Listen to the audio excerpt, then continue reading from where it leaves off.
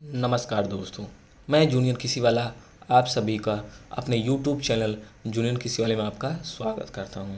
तो आज हम एक नए वीडियो के साथ जुड़ रहे हैं जो आपके विभिन्न तरह के प्रतियोगी परीक्षा एंट्रेंस एग्ज़ाम में पूछे जाएंगे, जैसे JRF, SRF, UP CATET, BHU, ICR, UP college. ये एंट्रेंस एग्ज़ाम में बहुत ही उपयोगी हैं और आने वाले जो परीक्षाएं हैं जैसे टीए और गन्ना परीक्षक, एएफओ, इनमें भी ये सारे क्वेश्चंस पूछे जाएंगे। तो आप हमारे वीडियो के साथ अंत तक बने रहिएगा।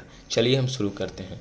कपास कपास या कॉटन जिसे कहते हैं, इसके कल्टीवेशन की बात करते हैं। तो कल्टीवेशन ऑफ कॉटन, जिसका बॉटनिकल नेम है गॉसिपियम स्पीसीज। फैमिलीज़ की जो है वो मालवेसी है और क्रोमोजोम नंबर जो है इसके 2 होते हैं, देसी का 26, अमेरिकन का 52। ऑरिजिन प्लेस की बात करें तो इंडिया है।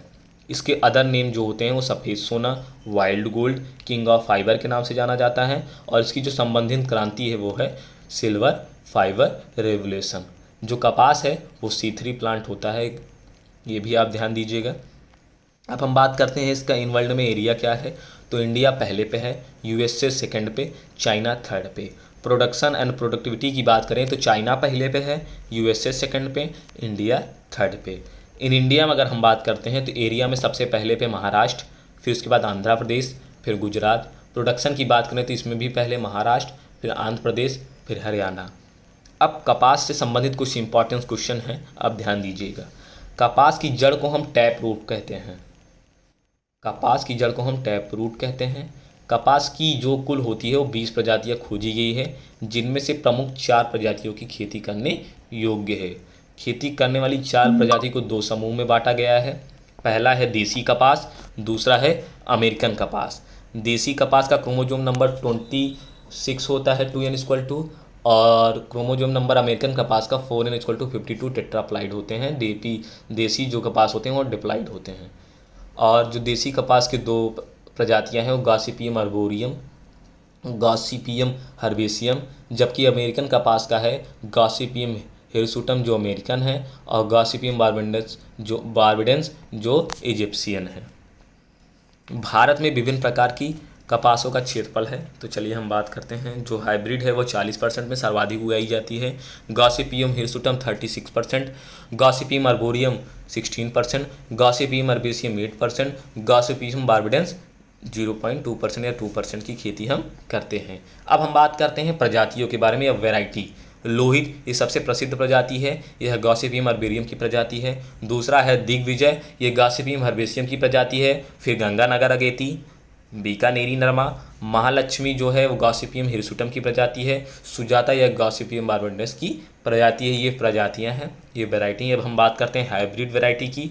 जो H4 है ये संकर प्रजाति है, जिसको डेवलप किए थे डॉक्टर C.T. पटेल ने 1970 में। तो आप ध्यान दीजिएगा, ये H4 जो हाइब्रिड प्रजाति वो कपास से है, जिसका डेवलप्ड बाई जो इसने किया था वो है हमारे डॉक्टर C.T. पटेल 1970 में किए थे। जहाँ किए थे वो प्लेस था गुजरात एग्रीकल्चर यूनिवर्सिटी, जो सूरत गुजरात में स्थित है। जिसका दूसरा हम बात करते हैं वारालक्ष्मी, जिससे क्रॉस हुआ था। ये गॉसिपियम हिरसुटम क्रॉस गॉसिपियम बार्बाडेंस से क्रॉस की गई थी। यह कपास की प्रथम इंटरसेप्टिक प्रजाति है। धनलक्ष्मी, सुविता, सूर्या ये सभी हाइब्रिड वैरायटियां हैं। अब हम बात करते हैं बीज दर की, सीड रेट की। तो देसी कपास की सीड रेट जो होती है वो 8 से 12 kg। गॉसिपियम हिरसुटम जो अमेरिकन के लिए है 15 से 25 kg पर हेक्टेयर। संकर के लिए 2 से 3 kg पर हेक्टेयर। और हम बात करते हैं एक बीटी कपास जो 1 से 1.5 kg पर हेक्टेयर की दर से हम बुआई करते हैं। अब हम बात करते हैं बुआई का समय, क्रॉपिंग सोइंग टाइम।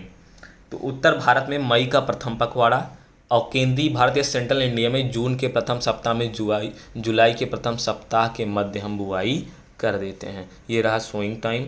मई का प्रथम पखवाड़ा उत्तर भारत में और जून तथा जुलाई के बीच के जो जून के प्रथम सप्ताह या जुलाई के प्रथम सप्ताह में हम सेकेंड वो बुआई कर देते हैं। अब हम बात करते हैं अतिसघन पंक्ति अवधारणा, अल्ट्रा नैरो रो UNR, जो विकसित किया गया था USA में।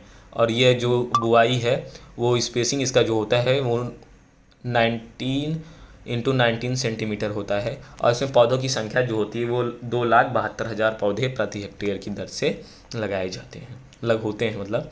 अब हम बात करते हैं टॉपिंग की बात, जो फसल कपास की फसल से संबंधित है। कपास में जो शीर्ष कलिकाएँ होती हैं, टर्मिनल बड्स होते हैं, उसी को हटाने की क्रिया को हम टॉपिंग कहते हैं।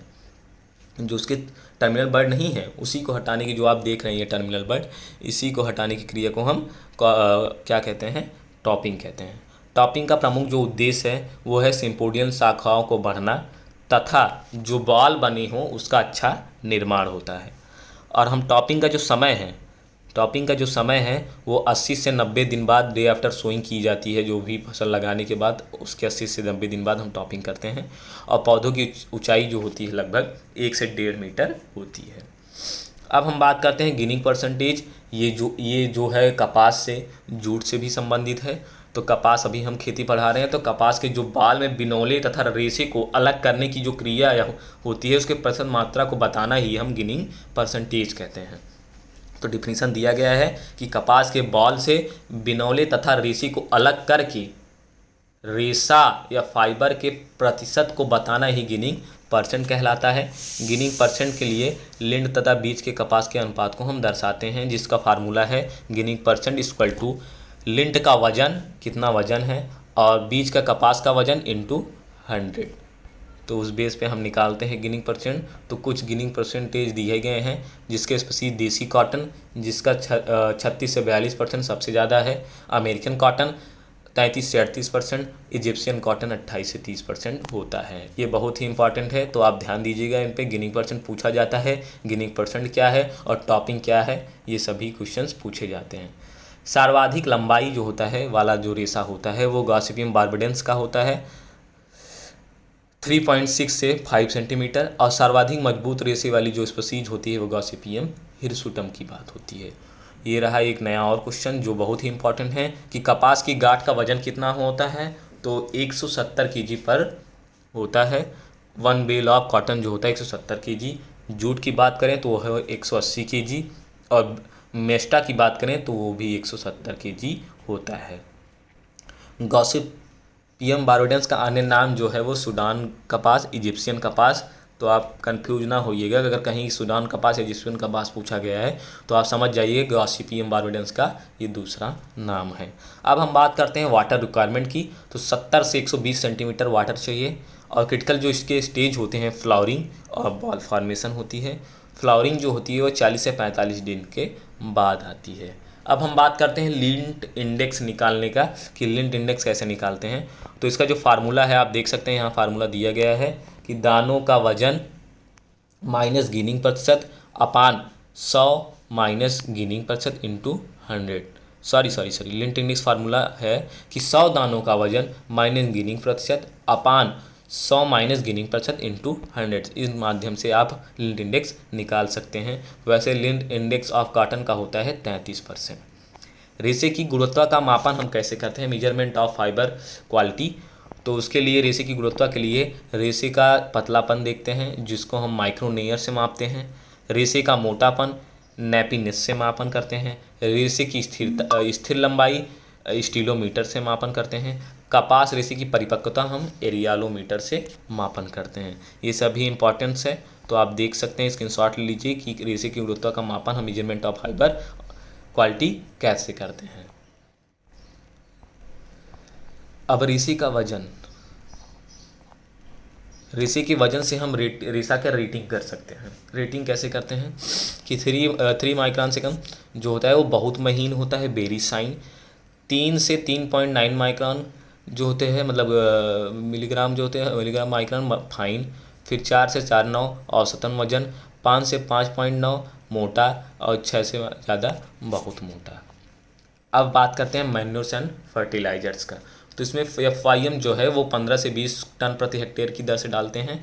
और NPK जो FIM है वो बुआई के लगभग 15-20 दिन पहले डालते हैं, जिससे अच्छे तरीके से ये सड़ जाए। अब हम बात करते हैं EN का। तो नाइट्रोजन 100 से 120 kg, फास्फोरस 40 से 80 kg, पोटास 60 से 40 kg पर हेक्टेयर की दर से हम खेतों में डालते हैं। वीड मैनेजमेंट करते हैं।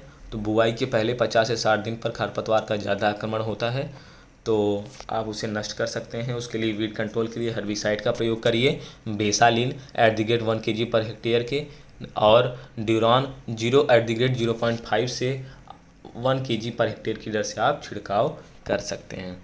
कपास के जो बीज में तेल की प्रतिशत मात्रा होता है, ये भी इम्पॉर्टेंट है, वो 14.5 से 25.6% होता है। समथिंग हम 15 से 25% कह सकते हैं। तो कपास के बीज में तेल की प्रतिशत मात्रा अगर कहीं पूछी जाए तो आप बता सकते हैं कि 15 से 25% होता है।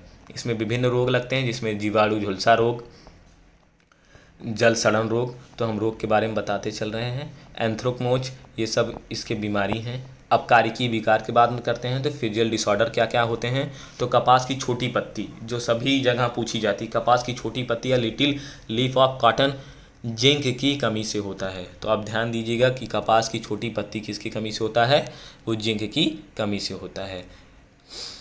और कपास की पत्तियों का मुड़ना, क्रिंकल लीफ ऑफ कॉटन जो है वो मैग्नीज की अधिकता से होती है, ये भी इम्पॉर्टेंट है।